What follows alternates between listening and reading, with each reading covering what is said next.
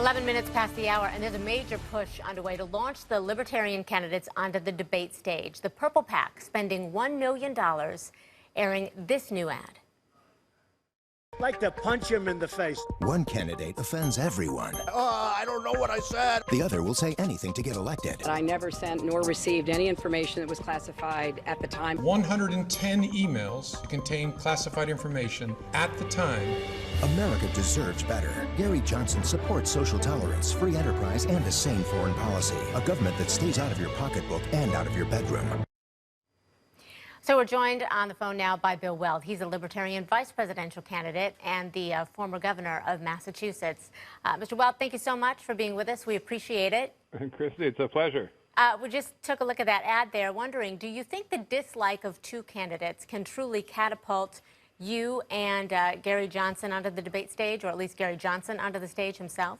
Well, I think what's going to catapult us onto the stage is that we represent a combination that neither of the other two parties does. We're fiscally responsible. We both balance budget as two-term governors. We're socially inclusive, which certainly the Republican Party is not these days. And polls show that 62% of the people in the United States want us in those debates. So, you know, we've been running around the country. We just got back from a 4-day Western swing. We're just winding up a 4-day New England swing. And we are spending money on the air to get up Gary's name recognition. But, you know, the Commission on Debates is a nonprofit, tax-exempt entity. They have to be nonpartisan. They can't be bipartisan. So we're pretty sure we're going to be in those debates. And once we get there, we think we've got winning arguments. Well, Purple PAC President Ed Crane told CNN, quote, if he's in the debate, there's no telling what might happen. Is this an effort to better establish, obviously, your party on a national level, on the national front? Or how confident are you truly that you and Gary Johnson could pull this off? Oh, we're in this to win. I think if we get to, say, 20-25% in September, we're very dangerous to win the whole thing because we will have the momentum. We'll be at 25%, and 3 months ago we were at 5%, and the other parties will have come down because we seem to be drawing fairly equally from both parties. And, you know, we see at our rallies that people are very responsive to our message that we cut taxes, we cut spending, we set the fiscal and budget house in order. At the same time, on the social side, we're not in anybody's face. You know, whatever your position is, that's great. We're just not going to have government foist any position on anybody. Gary is running number one among 18 to 24-year-olds and close number two at 18 to 34-year-olds. Millennials really respond to this. I don't, frankly, with all respect, I don't know why any Republican would vote for Donald Trump. He's essentially, as he's said, a New York liberal, and he doesn't seem interested in studying up on foreign policy. Well, he's got some very interesting, crazy ideas like rounding up and deporting 11 million people whose papers aren't in order and building a huge wall on the Mexican border so we get, you know, Fidel Castro's Cuba multiplied by 100 right on our border, not 90 miles offshore. Oh, Governor Weld, of course, you are a former Republican. And Boston Magazine did an article on you, very in-depth, very interesting, and they said that they made a point of mentioning this. They said, when Johnson suggests abolishing the Internal Revenue Service, Weld raises an eyebrow and clarifies that he wouldn't go that far. When asked about gun control, Weld suggests the formation of a massive new FBI task force. How aligned are the two of you with policy? Well, we're very aligned. We both self-identify as small L libertarians. Having said that, I'm running as myself. I'm running as the same guy who was a two-term governor of Massachusetts and who tamed the budget. Gary is running as the former two-term governor of New Mexico who tamed the budget. And, you know, we created lots of jobs. Our unemployment rate went way down. We do both think that radical tax reform is necessary, whether it's a single national consumption tax, as that's Gary's leading position. I think we might want to have a look at Steve Forbes' flat tax, which could be either 17% or 19%. I was very interested in that when Steve Forbes ran for president. But we're going to get there. There's no question that taxes are going to come down. Spending is going to come down. Otherwise, the national debt is just going to sink our economy. It's going to be $20 trillion when President Obama leaves office. Half of that is his. if Mrs. Clinton is elected, that is going to accelerate with all the promises that the Democrats have made, not decelerate.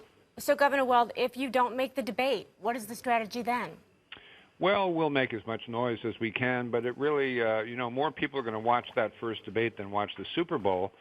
And the point is that people want to hear from us. People this year are thirsty to have it explained to them, why should they have to vote for only an R or a D?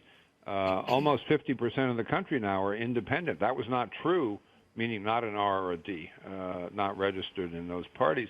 That was not true 20 years ago. So this is the culmination of a trend, and I think the time has come to open the doors and let a little air in. You told the Portland Press Herald that your campaign was pulling in $1 million a day in donations. At what point did that start happening? Did you start seeing that kind of money? Oh, the whole thing started changing about 3 weeks ago. I could feel the adrenaline sluicing into my stomach, meaning showtime is coming. And what do you think was pushing it?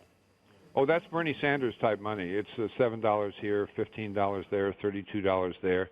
And I noticed also in my own telephoning that instead of 5,000, it's 250,000 for the high-end donors on up. So it is gelling for us, and we look forward to a robust debate in the fall. I mean, we're going to ask the Republicans why they have to be so socially exclusive and a social nanny state, and we're going to ask the Democrats why they have to spend so much money and be a fiscal nanny state.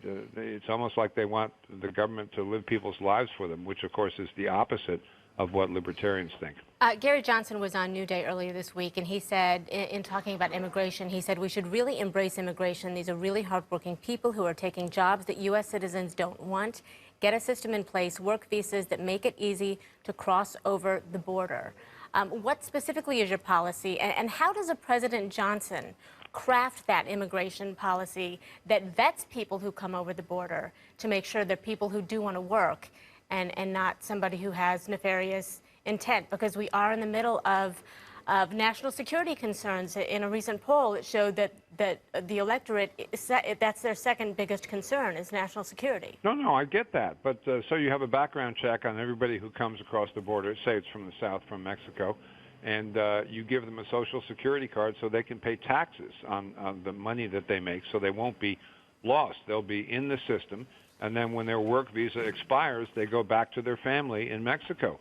It's not as though everyone who gets a visa in this country is automatically on a path to citizenship. That's just a scare tactic that people who hate immigrants fling out there. It's not true. So Gary was a Southwest border state governor, and he understands that immigration is an important part of our labor force down there. And you ask anybody from the Southwest who understands the system, even if they don't particularly like immigrants or immigration, they'll say, yeah, we need these people to round out our labor force. And yeah, they are hard workers, and they're not rapists and murderers. It's just something Mr. Trump made up. They commit less crimes than the public at large, in fact, statistics show. Governor Bill Weld, we appreciate you taking the time to be with us, sir. Thank you so much. And by the way, you can catch Hillary Clinton's running mate Mike Pence live on CNN tomorrow morning.